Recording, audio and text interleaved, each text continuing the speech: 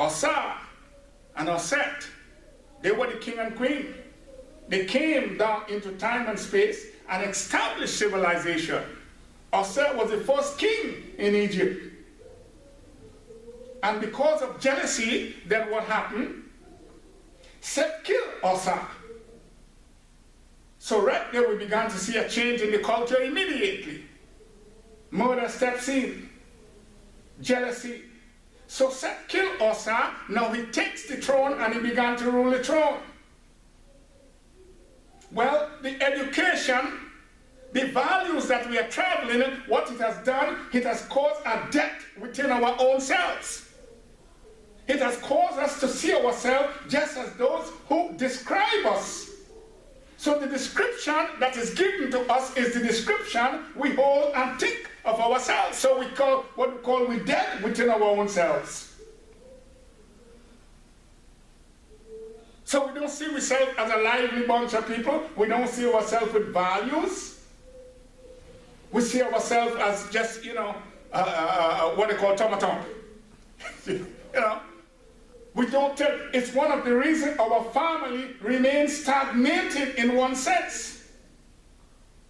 Because we are not seeing ourselves valuable enough in terms of having your children, men and women getting together to create a strong and healthy family. What we do, we measure. Now, it's not that it's not important, but we measure our value based upon dollars and cents. And not the love and the quality of our being in order to establish a family. So when men and women having children, the man has some of them because he doesn't have a job, he has what they call a deep sense of, let me say, shame. A deep sense, you understand, and that deep sense push him in a state that he rejects his family. Why? Because he believed himself he's less than a man now because he cannot stretch his hand at the moment to give his family something. That's good, you need to do that. That's important, you very need to do that. That's an act of your responsibility. But it's also your responsibility to show your children, your family, your love and attention. It also is important for you to take the responsibility to teach your sons and your daughters how to live a proper life. So which means it is your responsibility to have that sense within yourself that you are a human being regardless of the dollars and cents that you doesn't possess. And when we began to do that, it makes much different. For us to have that type of strength to stand in the fire, you must have, let me say, a force behind you. And it is quoted in the Egyptian Religion, Volume 1, or Mystery 1, right? Somewhere on page 27, the importance of religion. The importance of culture. So you must have that background. And having any other background in the sense based upon what you are crying for, you're not going to find it. For 400 years almost you remain in one place becoming the world's greatest orator. You only cry when something happened to you. When everything is said and done, you go back to the same old story again, waiting for something to happen again, to come out with the next cry again. Because the doors of enlightenment, the doors of the knowledge of who you are is being shut. And it's been shut long time. Remember, I think it's somewhere 1836 or something like that. Cannot remember the congressman or whatever from Virginia, where he says, we already shut out the light from the, well, they use the N-word, you understand? Why are you using the N-word? I change the word, shut out the light from the African. All we need to do is to shut it completely. What light is he speaking about?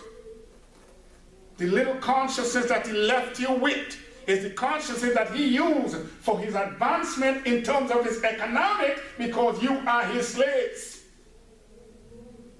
And it comes to the point that he cannot keep you anymore into chattel slave. So what he has to do is to come up with a strategy. So what he do, he has taken over your mind completely. So you cannot see yourself as a perfect human being. You becomes a tool, a stool, and a hat rack that he can hang his hat up whensoever he chooses to. We have to move ourselves and open the door back to our culture, back to our religion, that our children will be able to live. Look what they're doing with some of our little children in school, little 6-year-old children, putting handcuffs on them and all of these things. And we just sit back and say, racism don't exist. No, them little miserable little children, 6-year-old, right? They're miserable. And we take that for granted. I think it's this weekend, sir, I cannot remember the place, but this weekend, sir, they have a protest. What's the protest all about? In the factory that these black people are working, some of them, they don't want to employ them anymore. And all part of the factory, they have all kind of names, the same old names in the slave period, calling you the N-word, stick up all part of the place with noose and all of these things at the present time. Big lawsuit now going on with that. Racism is finished. Because the doors of knowledge of who we truly are, we shut it upon ourselves. Now, I'm not saying education is good. You need to have it, because this is, I like to call it, this is a paper society. You have that piece of paper and you can sail. But take care, you end up like Seth and Hero. Seth make a stone boat, you know, to pull to sail. And what end up happening is sink. See? So that woman followed the education, and so we as a cultural group, and so we as individuals who are conditioned in the society are following in the society without the knowledge of who we truly are. And in that quest to understand who we are collectively and individually, the doors to that is shut. Because we identify our conditioning rather than learn to identify who we truly are. So from a cultural aspect, we don't have a proper identification, we don't have a vision as to where we really want to go, who we are. Look at what happened when coffee came up in the early 19th century. Then Paul Coffey, give you a little history here. He found the same situation, the doors in the country was shut towards blacks. He said, you know what? Back to Africa. Paul Coffey puts a ship on the ocean, take his people back to Liberia. But what happened when they reached into Liberia? Because the doors of who they are was shut, they end up doing the same nonsense that they were doing in America here. The same mentality they carried there in order to establish, they say they're going to establish their own self, their own government and own country. What they did, they end up doing the same thing, fighting amongst their own self, and also fighting against the Africans that they meet in Liberia, because they consider themselves to be Americans. That's the kind of mentality that is killing us. We're going nowhere with that. The doors to ourselves is shut. That door is shut. This is not hate talk. This is your talk. This is what you need to do. Wake up yourself to understand where you are. Don't deny what is happening to you and pretend things are going on. Don't walk about with hatred and anger and want to kill people for no just reason. Don't be always looking at things and, no, look at yourself and see what is happening to you. You have families, you have children, you have brothers and sisters, and you crying out for your own political or cultural liberation. Let's go with it that way. And what other choice you have? Keep and stay in denial? Is that where you're going to live? Denying things are happening all the time? No. You shut the door upon your own self. 3, and that's the thing that happened to us, because we go into the European school and, when we come out, we think everything is really normal. Because we come out with certificates and all of these type of things, we have all these papers and say, yeah, well, I'm educated. And the Europeans say, yeah, you are properly well educated. I educate you. See? So we think everything is just normal. And when we began to talk about our normal sense of behavior, what we say? We chuck it up to God. I was born in sin and shaped in iniquity. And God is the one who helped me going this way because it's my path. So we follow the same Christian craziness again. Going mad with ourselves. You always born and shaped in iniquity. You see your little child, your little son and daughter came from your womb. And my God, as soon as they come out, you see them as no good. They're born in sin and shaped in iniquity. But when you had meet your husband, you had loved him so much. How come you born in sin and shaped in iniquity? Huh? What going on here? Something wrong. The doors of knowledge to us of who we are is shut. To European values, European education, European teachings. And that's what we have to do. Open the door back to ourselves. And I'm saying it again, this is not about hating people. That's not what it is all about. But this is about learning how to love yourself and love those who look like you. Having good relationship with yourself, that you can have good relationship to bring strong families, strong communities. Push the drug man out of your community. Get him out. We mustn't be afraid to take certain stands when we could afford to do it. Now, I ain't telling nobody to go and try to prove you're strong. Because if you want to try to prove you're strong, and the next thing you know what will happen, you're going to see how weak you are. You understand? Because there are some people outside, they just don't care. You understand? But that's what we have, what we call networking. That's what we have. We call it what? Collaboration. That's what we have. We can work together. Support groups amongst ourselves. We need these things. We have young men having problems in the community, young women having problems in the community. We need to have support groups to help them, that they don't find themselves in the kind of difficulties they're finding themselves, that we see our little daughters on the side of the street in prostitution, and we turn ourselves and we call ourselves talking about righteousness and God. We turn our eyes from it and say they're bad, they're good. I mean, think about that, and we're talking about God, right? You see people in danger, people having problems, and you calling them no good. Well, I think we need to refine or redefine what we're really getting ourselves involved into. According to the teachings, Shetanita enjoyed